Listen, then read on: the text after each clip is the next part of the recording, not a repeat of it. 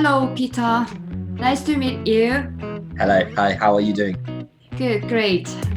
So it's a pleasure for me to invite you and give opportunity. We have opportunity to introduce your program to Korean parents and students. Can I ask about your company? Could you explain what's immersive education briefly for Korean parents? For sure. Hello to everybody who is watching. So my name is Peter. I'm the director of Immerse Education. And we offer academic short courses, either summer schools in Oxford, Cambridge and London, or online courses as well. The majority of our programs are residential summer schools that take place in Oxford and Cambridge University. And these are also taught by academics from Oxford and Cambridge University as well. And we teach in small class sizes. We also have a program available in London, and we also have some online courses available too. Okay, great. So why don't we focus on the residential program for the beginning? Can I ask you about the residential program for more detail? Yeah. No problem at all. So we offer three main types of residential program. Firstly, we have something called Academic Insights, and this is our most popular program, and this is the biggest program. And this is where you live in Oxford or Cambridge, and you stay in the same accommodation that Oxford and Cambridge University students live in during the year. You have the same style of teaching, and you are able to experience university level subjects such as medicine, economics, international relations, philosophy, law, psychology, and so on. Next, we have a program called Career Insights, which is based in London. And whilst Academic Insights is looking at what is life like at university, Career Insights looks at what happens after university. And then finally, we also have a third course called Female Future Leaders, which is a female-only program, and it's designed to develop key leadership skills such as public speaking, negotiation, problem solving, management, and so on. So that's an overview of our three different programs. Thank you.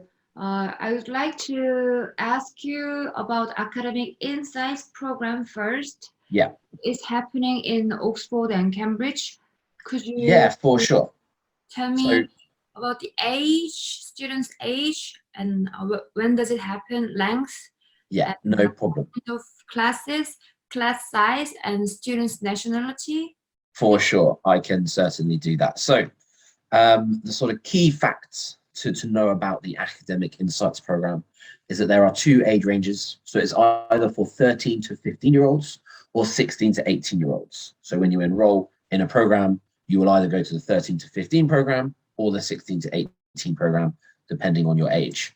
And we have more than 20 subjects available, and you can see on the right-hand side of the screen, ranging from architecture and artificial intelligence all the way down to robotics, sustainability, and everything in between.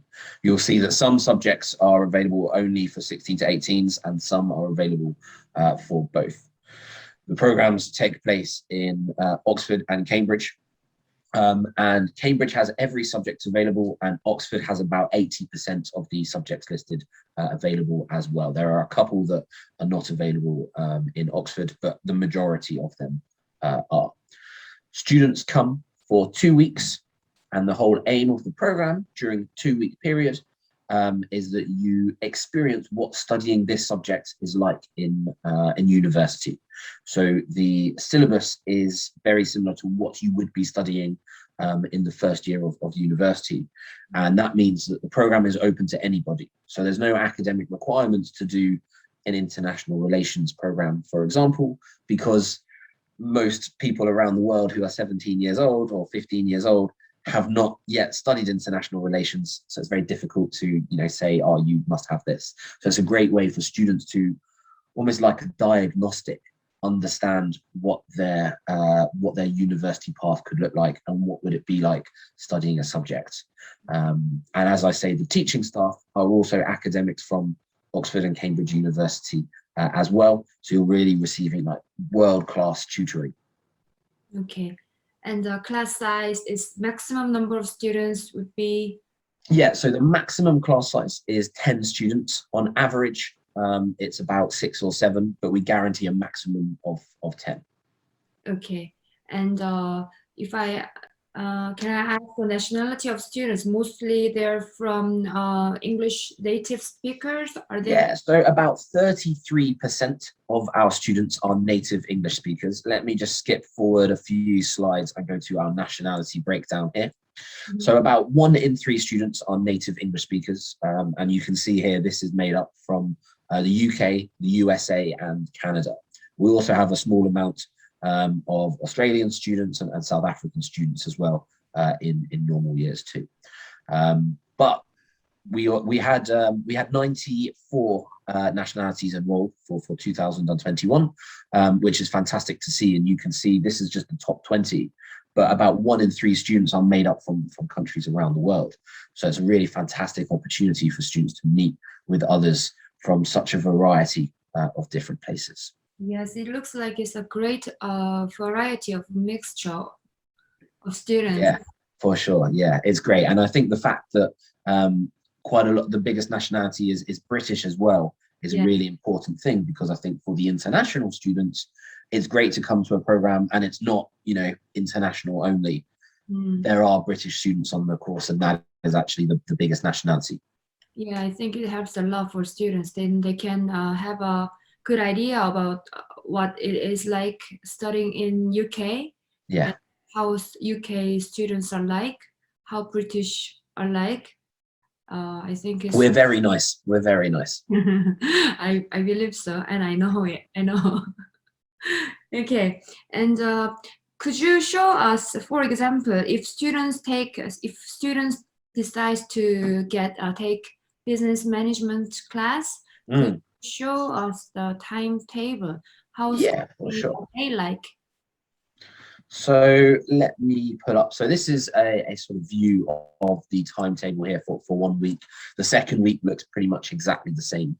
And really the way it works is that students have lessons in the morning and in the first half of the afternoon. And then in the second half of the afternoon, we do an activity where we would go into Oxford or Cambridge, depending on the city that you're in. And that could be going punting, or it could be visiting a museum, or it could be sort of exploring the city, or whatever the case may be.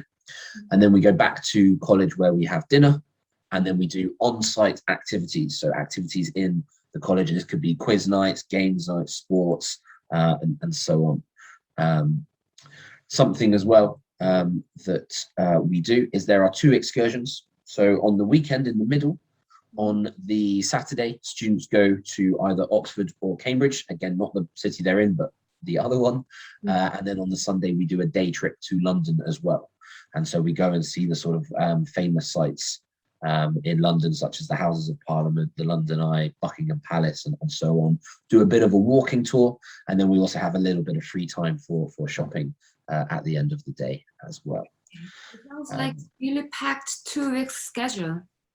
We like to keep people busy, for sure. But actually, one of the things that we're quite proud of is we do really want to give students this feeling like they are studying at university. So we have quite a long lunch break. It's a 2-hour lunch break. And students are able to sign out of college, go and have lunch in the city centre, and really sort of feel a bit more like a grown-up. Both Oxford and Cambridge are quite small cities. Everything is in walking distance, and they're very safe as well. And so I think students really enjoy that aspect, because they also can, hang out with their new friends. They can go off and do things that's not necessarily organised by Immerse, and they have a little bit of control. But at the same time, there is, of course, an intensive academic schedule, and we want to do lots of activities, keep people busy and having lots of fun. Great. Thank you for your answer. Yeah. I'm going to ask you about the meal later on. Before that question, can I ask about, so for each classes, do you have syllabus for each classes? Yes, we do. So we have syllabus overviews for each program, which is a sort of detailed guide that gives an overview of what you could be studying in that subject. Okay, this is the syllabus for So this, international yeah. So we have one of these for every subject that we offer. And so this is a syllabus overview that we can send to you if you ever have anybody that's interested in any of the subjects. Mhm. And it gives a bit more information about what you're going to be doing, what's the program going to be like, what are the aims of the program, what are the different topics as well that you would be studying whilst you're doing this course as well. Obviously, it's quite difficult, I think, during this call to go into too much detail about each of the syllabuses, but anybody can read these in their own time and get an understanding of what it might be like. Okay. What's the personal project? All Yes. all students are gonna do this personal project in the meantime? Fantastic. Yeah. So the personal project is something that students will be working on during the 2-week program. So they start working on it in their first week, and at the end of the program, they will present this project that they have been working on. The project will change slightly depending on the subjects that you're studying. Like, for example, if you're doing computer science, your project is probably something like creating a computer game or a piece of software. If you're doing business, you're probably presenting, a business case. If you're doing engineering, it's more like constructing something that will get tested at the end of the week.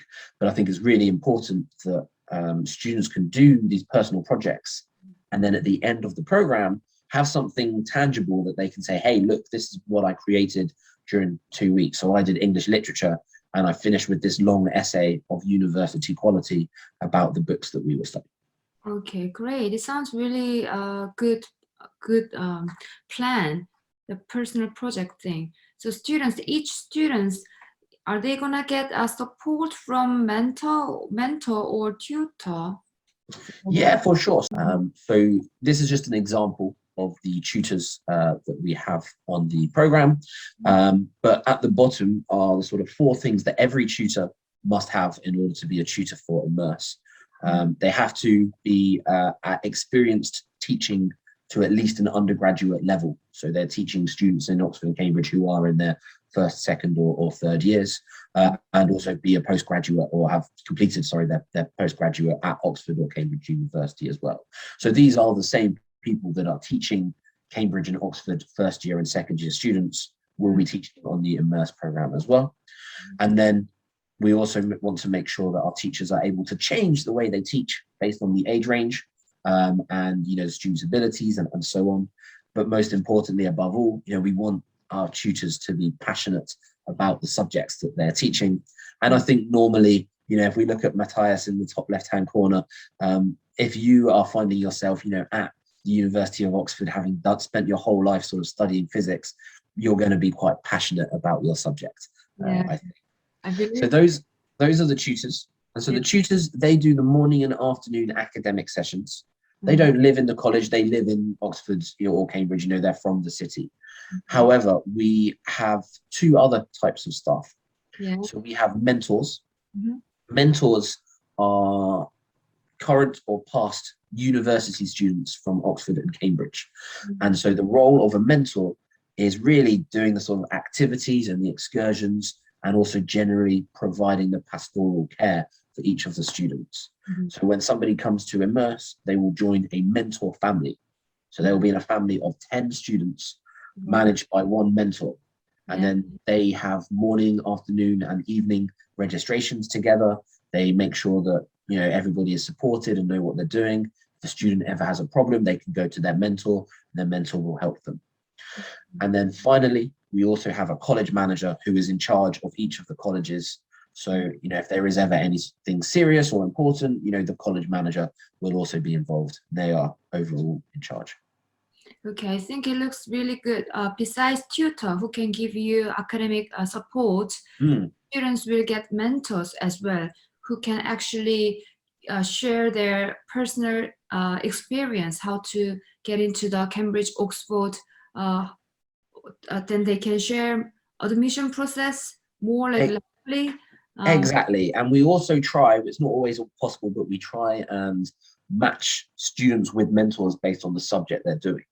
So if we have some mentors who are studying medicine, we'll make sure that people in their mentor family some of them are also medicine students, so they can give, you know, real sort of knowledge about what it's like studying medicine at Oxford or Cambridge.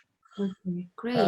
Another nice thing as well is every year we normally have a few mentors who have previously attended our programs and they have got into Oxford or Cambridge, and then they work for us as a mentor. And I think that's really inspiring for program participants to see that their mentor was, you know, 3 or 4 years ago in their place and has now got into Cambridge University, and they did it and they were able to join the Immerse program as well. So it's a really nice sort of full circle. Yeah, I think it's that mentor system sounds like it's actually can be actually very helpful for students who are aiming for Cambridge or Oxford. Yeah, for sure. So then is another important question. And as a parents who are going to send their kids to abroad, they're a little bit concerned about pastoral care. Could you explain about the pastoral care? Do you have rules, behavior control? And you briefly mentioned about the meals for young kids who are between 13 to 15 to take care of their own lunch as well stuff. Could you no problem. I can definitely go into this. So so firstly, with the pastoral care, hopefully this mentor family system makes sense. So every student has one go-to person who is, you know, their key primary contact. If there's ever any issues, they can speak to their mentor and their mentor will help them out. If there needs extra support, we also have the college manager who can also get involved. When it comes to rules, here we go. When it comes to rules, we definitely do have rules, of course. But as I said earlier, you know, we do want to create an environment where students do feel like they are living and learning like an Oxbridge undergraduate, you know, having a bit of freedom. They can sign out of college and they can explore the city with their friends and so on. But we do have a few rules that I want to make clear. Firstly, no alcohol or drugs. Hopefully that is an obvious one that I think everybody must have. Make sure that you're back in college by curfew. So we want everybody back in the college by 9 o'clock in the evening. So nobody can be in the town at night. And also we do 3 registrations per day as a mentor family, 1 in the morning, 1 in the afternoon and 1 in the evening. So you have to go to each of your registrations. But if you play by those rules, then, you know, you'll have a great time, really. And I think students will have a lot of freedom. You asked about meals as well. So let me just quickly go back to the timetable here. And you can see that we have quite a long lunch break. So for the 16 to 18-year-olds, we actually don't provide lunch because we found that students were never eating lunch because they want to take advantage of this freedom to go into town and have lunch on their own. But for the younger students, aged 13 to 15, lunch is part of the program. So we do provide lunch just because they're a little bit younger and it's just better if we provide the lunches as well. But breakfast and dinner is obviously taken care of as well. And you're eating again in the same dining halls in Oxford and Cambridge as year-round university students do as well. One other thing about meals that I've not really touched upon, but you'll see there's this gold traditional Oxbridge formal dinner on the timetable. So the formal dinner is basically it's like a 3-course meal where you are sat down and served by waiters in the dining hall. And it's a really sort of great experience. We offer 3 formal dinners during the program. So you have one in your first week on the Wednesday. And then when you go to Oxford or Cambridge, we actually do a formal dinner in another college. So if you're going to Cambridge from Oxford, then you'll have formal dinner in a Cambridge college. So you can experience what it's like in a different city. And then on the final Friday of your graduation day, you do a 3rd formal dinner as well. And in fact, this picture that I have here, this is from Magdalen College in Cambridge University. And you can see some of our students are about to start eating. One of the things that I really like about this room is that there's no electricity. So at the beginning of the evening, students are, they're coming in and there is light coming in through the big stained glass windows. And as it gets darker and darker outside, the college will light candles. And so by the end, you're dining just by flame. And it's a really sort of magical experience, I think, for our participants. Yeah, something I would want to experience as well. Wow. To enjoy this type of dinner, I think students better to bring at least one formal suit. Yeah, definitely. So we do send, when students enroll, a participant information pack, which gives you an overview of what to expect, answers some of your questions like how do I get to college, what are the first things that happen, and so on. And we also have a checklist of what you should bring. And definitely things like sports clothes are of course on there, but making sure you have a smart dress will be very useful, because there are definitely some smart occasions. The formal dinners and the graduation day as well. Okay, sounds good. Oh, thank you for answering my question. I would like to add a few more for pastoral care. Yes. So students will stay in actual boarding school for Cambridge and Oxford College, right? Yeah. So I've got a slide here which shows some of the colleges that we are using. So Oxford and Cambridge, you can see that we've got some in Oxford as well. The situation at the university is a little bit different to most universities around the world, and mostly because Cambridge and Oxford are some of the oldest universities in the world. But basically the way it works is Cambridge University is made up of about 35 different colleges. And the way that I find I can explain it best for those that don't understand this is like the United States of America is made up of 50 states, and each state has slightly different rules, but there are also global rules as well. And each of these 50 states, like Texas, like Florida, like California, they make up the USA. The same theory applies at Cambridge. There's 35 different colleges, and they make up the University of Cambridge. So each college has slightly different rules and slightly different ways of doing things, but they are all part of Cambridge University, and this is where you stay. So yeah, I think as you said, the way to explain it is almost like a college is like a mini boarding school or like a mini hotel, if that makes sense, where there are bedrooms and there are classrooms, and so you stay in a college and everything takes place in your college. Okay. How many students are sharing, and boys and girls are they gonna be separated, or are they gonna share the same building?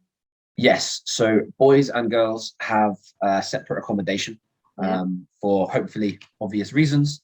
And then when it comes to bathrooms and bedrooms, we pretty much only have single bedrooms. There are some twin bedrooms available for the 13 to 15-year-olds, but most of the bedrooms that we offer are singles. If you do want to share a bedroom with somebody, it's usually best to let us know, and we can tell you whether it's possible or not. When it comes to bathrooms, to be honest, there's because we have quite a few different colleges and each college is a little bit different, there is a bit of a mix. So some bathrooms are en suite and some are shared, but if you're ever sharing a bathroom, you would never share it with more than 4 to 6 students in total, which is quite normal. Okay. Yes, the size does not sound too bad. I think pretty much manageable. Well, and I think an important thing to remember is wherever a student will be staying is the same accommodation that a Cambridge University student is living in during the year as well. So it's authentic. As a program leader, what do you think the benefit of this program? Wow, that's a really good question. And I think programs like this are just such a fantastic opportunity for students to experience a life that hopefully is really motivating and inspiring for them.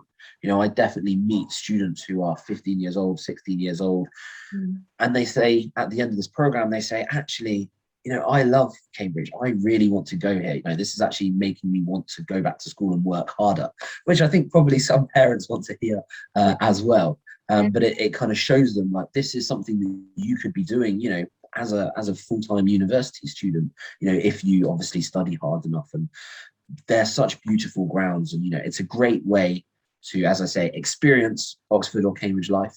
But at the same time, I'm very keen to point out that I talk a lot about the academic quality of our programs.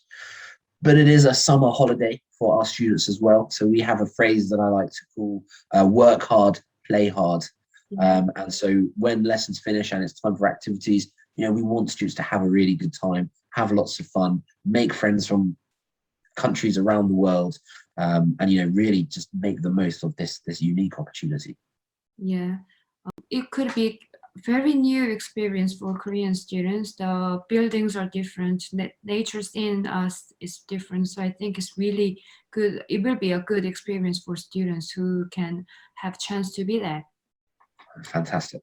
And so as far as I know, you've been running this program for a couple of years. So you must have some alumni already, some group of alumni already. What do you hear from them, and can you share their experience?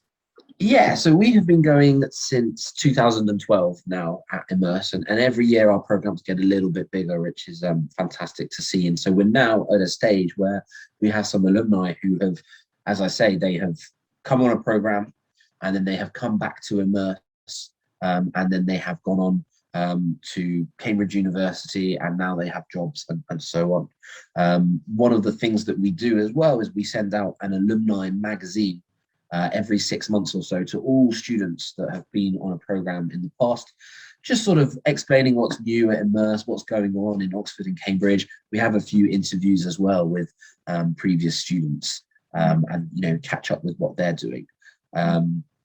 One of the sort of examples of students that we've recently have been speaking to and had an interview with in our most recent magazine was a guy called Eric, and he was a computer science student, and now he's created his own app as a business, and he has a couple of employees, and he's only like sort of 22 years old, and he says in his article that, you know, he got inspired to start doing computer science. Really, like, he wasn't sure whether it was something that was interesting to him, and then he came on the Immerse program, and I think that year they created a game, and he was like, wow, this is really cool, making things. So now he has his own app and he has his own business, and, you know, the future is looking bright for him. What a lovely guy. We have another student as well, called Ore, and she was from Nigeria. And so she came on our programs and then also got into Cambridge as well. And so she's now graduated Cambridge, and now she is the special advisor to the Nigerian government, and often is, as you know, working with the sort of Nigerian president over there. And so she's come back since leaving Cambridge as well and done a couple of guest talks about her experience and what it's like working in a government at a high level, and so on. Great, you must be so proud.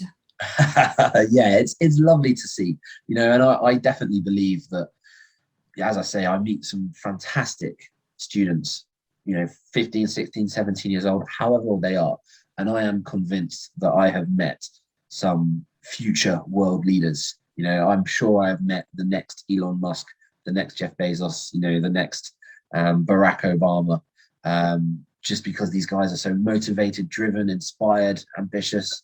It's lovely. I hope we will see one or more than one from Korean students. Me too.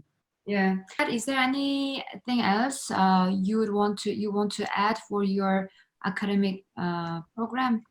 Nice program. Yeah, I think, you know, probably one thing that I normally get asked is obviously about sort of COVID-19. It's always good just to touch on it.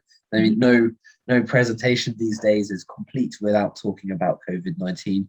So, you know, first things first, the health and safety of our students and our staff is the #1 priority for us. We actually did run some programs this summer just gone in July and August 2021, and they were smaller than usual because there were still some international travel restrictions, but it still went ahead, and it was fantastic to see that the average feedback score from all students was 4.8. Next summer, looking ahead, you know, firstly, if people enroll in the program and then, you know, they're no longer able to attend because of COVID-19 and international travel restrictions, we will, of course, you know, give refunds or so on, or we will say, you know, we can hold your place to next year. And then in terms of the actual program, you know, it's COVID is such a changing situation. It's difficult for me in November to predict what it's going to be like in 9 or 10 months. But we will work within the guidelines, and we regularly check with our sort of our authorities and our local guidance about making sure we're doing everything correctly. So yeah, so we're in control. And then finally, just very quickly on reviews as well, I touched on it. You can also go onto Trustpilot or reviews.io and see what previous students have rated our programs. And you can see there for reviews.io, we've had 222 reviews so far with an average rating of 4.9, and on Trustpilot it's 4.7. So that's fantastic to see as well. Yes, you've got great rating, and I can see why. You have such a great program, so obviously. Fantastic. Yeah.